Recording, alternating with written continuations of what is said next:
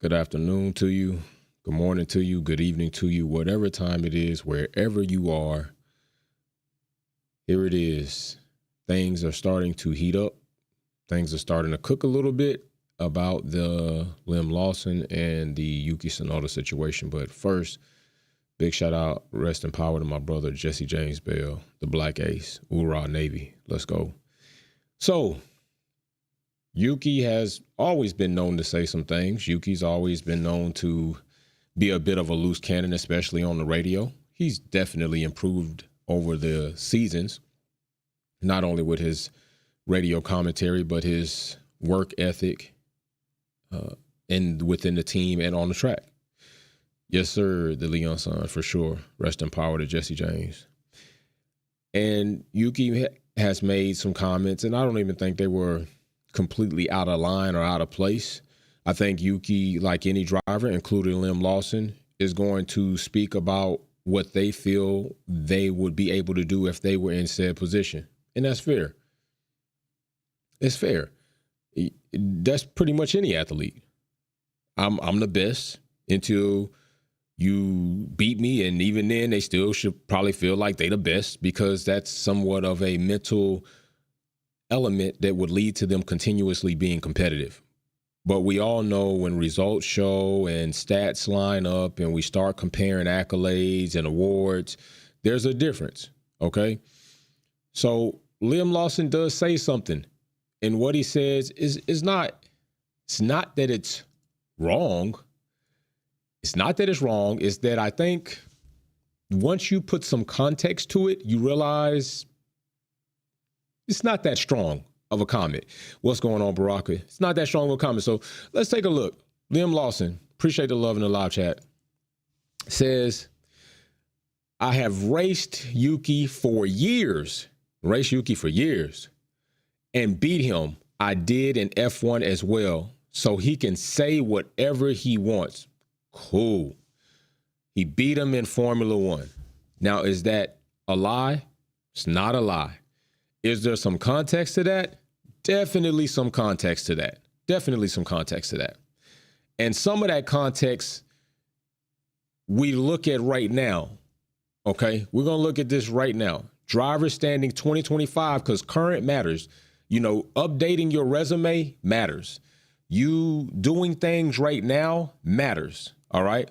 So not that the past doesn't matter, because we're going to look at that too, but right now really matters. So if we go down here, we'll see Yuki is right here in 13th with 3 points added to his team. This is only round 2.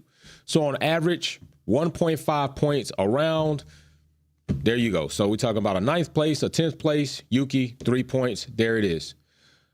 All right, in the sprint race. I don't know how, but either way, he's 3 points up. He's in 13th. Liam Lawson is down here in 17th with 0 points, with Hajar, Gasly, Jack, and Bortoleto, majority rookies, as he himself kind of is. That's where he is.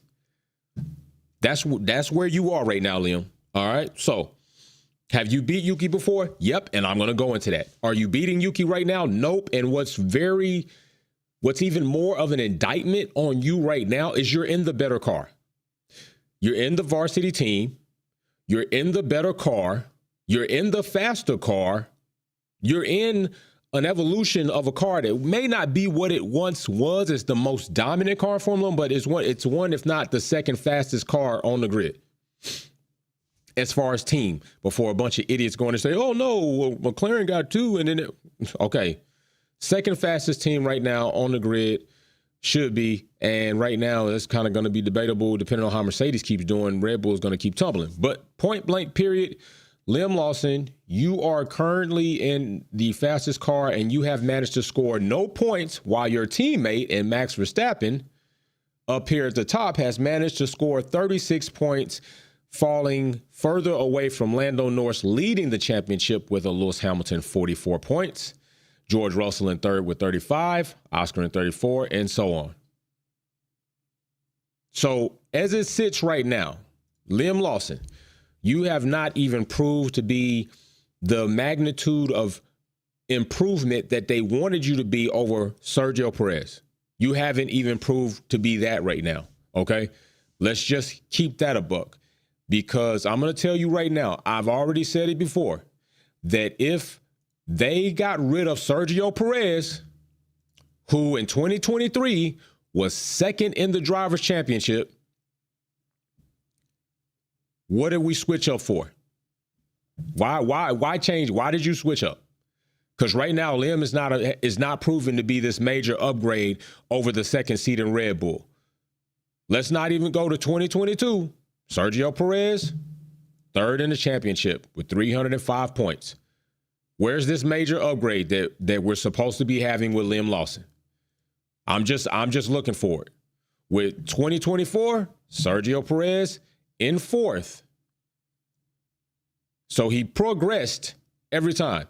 You go to 2022, you go to 2020, what? Next, you go to 2022, he moved up to third from fourth. You go to 2023, he moved up to third from third to second. So he progressed.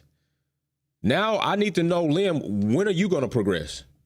Are you going to progress? You should be progressing, right? You beat Yuki. Okay, cool. You beat Yuki. You say you beat Yuki before. Let's put some context to that. In Formula One.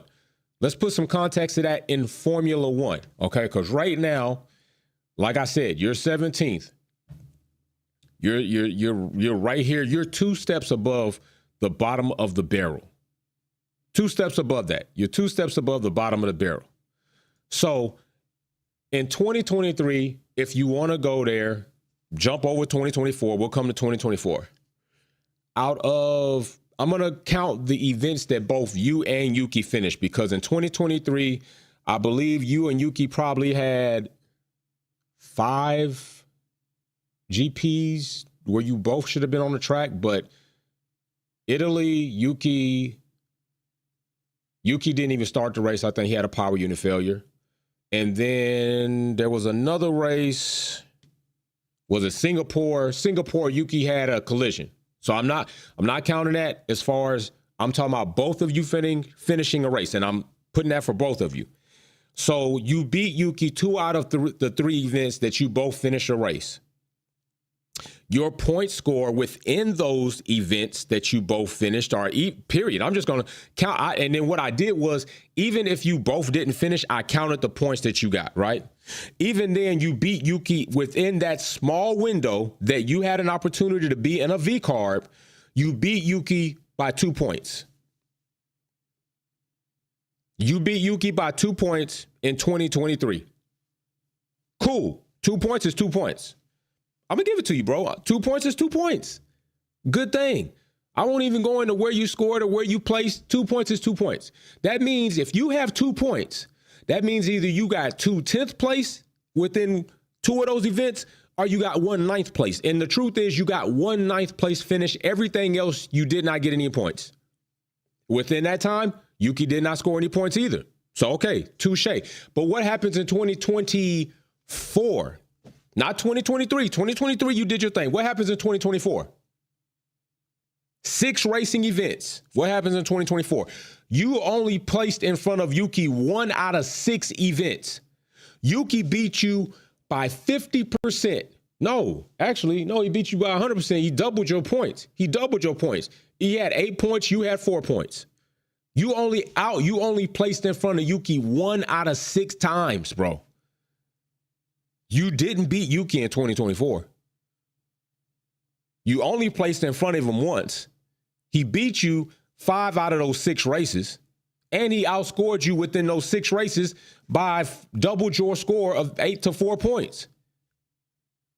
So, I mean, how much really are we supposed to be? I just want to ask Liam Lawson. This is all I'm trying to ask him. How much stock am I supposed to put in your words of rebuttaling? I have raced Yuki for years and beat him, and I did in F1 as well. Bro, you're not beating him now. You beat him 1 season out of a short amount of races that you were able to get in the V carb 1 time in your body of work. You didn't beat him out in 2024, and you're not beating him out now. And the most egregious thing right now is you're in the fastest car. You do not look good right now. You don't even really need to waste your time saying what you're saying, because it really comes off really flat and really paper mache. Because you saying what you're saying right now, well, why people, I'm going to ask you, well, what's going on right now? Why you can't beat them now? Why you can't beat them now? You got better machinery. You're in a faster car. You got a better teammate. Why can't you beat them right now? And you're not. And it's looking bad. Yuki has beaten you out for the right to the Red Bull seat. He's beaten Danny Rick out for the right to the Red Bull seat. He's beaten Nick DeVries out for the right to the Red Bull seat. How many more people does Yuki have to beat out for them to finally say, Yuki, you got your shot? Paul in the super chat says, what up, fam? Celebrating my birthday at work today. Hope everyone is having a great day. Smash the like button, y'all. Peace and love. Happy birthday, brother. Big happy birthday to you, man. Good to have a birthday after, you know, situations that have already unfolded, man. Peace and love to you, bro. And I'm going to throw some honey buns and some French toast and some waffles up in the live chat for you, bro. So I'm going to say it right now. The only thing that will take some power off of this sting that Lawson is getting from a lot of people, including me, is if Yuki goes into Red Bull by Japan, and he's got to have at least 2 events before we can compare side to side. But if he goes into this Red Bull 2 events and has the same struggles that Lawson has, then it takes a little bit of sting off of Lawson for him, right? It has to. It has to. Then there's a bigger story here, a very big story here that we would have to look into. So that is that's going to be part of it. But right now, Red Bull are concerned about the Constructors Championship. It got away from them already before, and they still had a driver that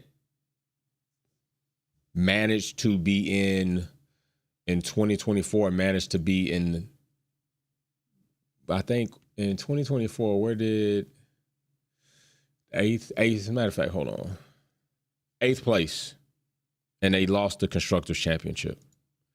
McLaren gained it, they fell to 3rd. So right now, I would imagine that Red Bull is highly concerned about their Constructor Championship future in this year of racing. And it's not looking good for them. And that's a lot of money that they wouldn't be getting. And then I'm still waiting, because we all know what's going to be coming up soon, right? We all know what should be coming up soon is cost cap. That should be coming up in a bit. That's the next big thing kind of that comes up unless something oddly happens in the season. We want to see cost cap results. Who breached? Did anybody breach? Did anybody fail to turn in documents on time? Did anybody fail deadlines? We want to see that. We want to see those documents. We want to see that cost cap situation.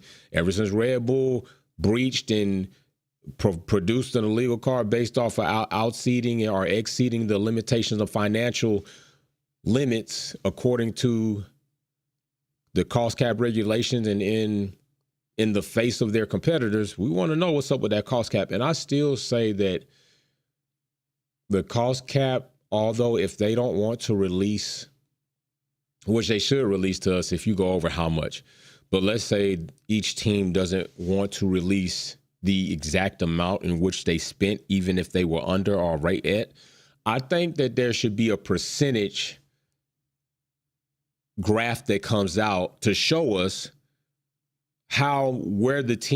what percentage of funds that they spend within the cost cap, because that gives you information, right? If you see a graph and let's say Ferrari spent up to 89% of the cost cap limitations, and you go look at Haas and they spend up to 60% of the cost cap limitation, it kind of tells you sometimes within a percentage, you're saying to yourself, well, how hard is Haas really trying to be in Formula One? How much are they really putting forth for car development in their team to try to be the best that they can be in the most elite motorsport competition in the world, as they call it? I would like to see that. I think that that's cool to do. You're not divulging how much money exactly they're spending. Now, if you go over and you breach, all bets are off. All your information's out there. You breached by 2.5 million, and I don't want all this tax credit. I don't want to hear nothing about tax credits. I don't want to hear nothing about tax credits. Tax credits shouldn't even be a part of the cost cap in order for you to say you stayed under. Tax credits is something that you getting back after you done already spent. It's like this imaginary numbers. Just here you go. We're giving you a credit for this. We're giving you, that's what that is. You spending what you spent, what you actually spent, invested to compete in this season is it.